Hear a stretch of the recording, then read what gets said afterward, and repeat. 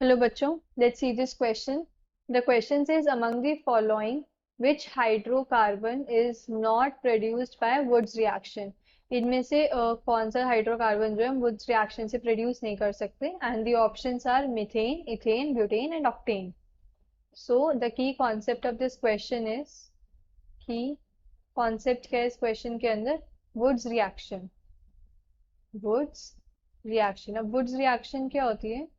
Wurtz reaction के अंदर क्या होता है, जो हेलो एल्केन्स होते हैं उनकी रिएक्शन कराते हैं हम सोडियम मेटल के साथ in presence of dry ether.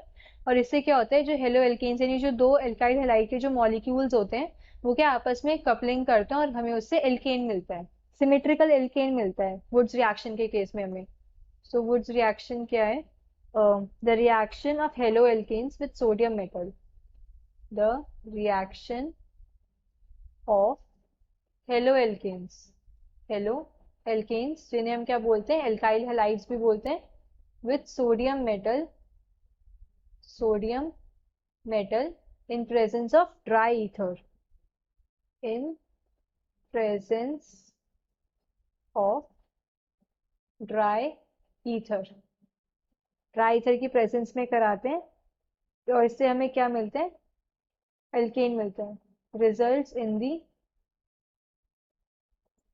coupling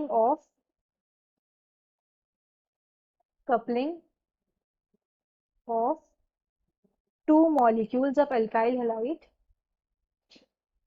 Molecules of alkyl halide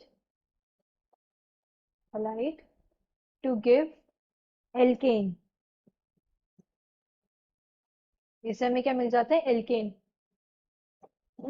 to give an alkane. और एल्केन भी जो हमें मिलता है सिमेट्रिकल एल्केन मिलता है. जैसे अगर मैं लिखूं R X plus 2Na plus X R, मतलब दो मॉलिक्यूल्स लेते हैं हम एल्काइल हैलाइड के और सोडियम मेटल लेते हैं और ड्राई ईथर की प्रेजेंस में ये रिएक्शन होती है और इससे हमें क्या मिल जाता है? आर आर कपलिंग होके एल्केन मिल जाता है.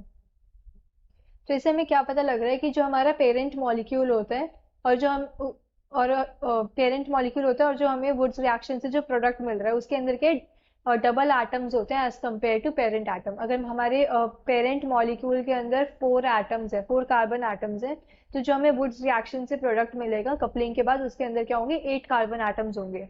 डबल हो जाता है हमारे कार्बन एटम्स. तो अगर मैं इसका एक एग्जाम्पल लिखूं, सपोज मेरे पास क्या है, इथाइल हैलाइड है. तो मेरे पास CH3CH2X कोई भी मेरे पास मतलब इथाइल हैलाइड है एंड मैंने क्या सोडियम मेटल के साथ इसकी रिएक्शन करा रही हूँ. दो मॉलिक्यूल्स हैं मेरे पास इथाइल हैलाइड के और ये क्या है? ड्राई ईथर की प्रेजेंस में रिएक्शन हो रही है. तो मुझे इस केस में क्या मिल जाएगा?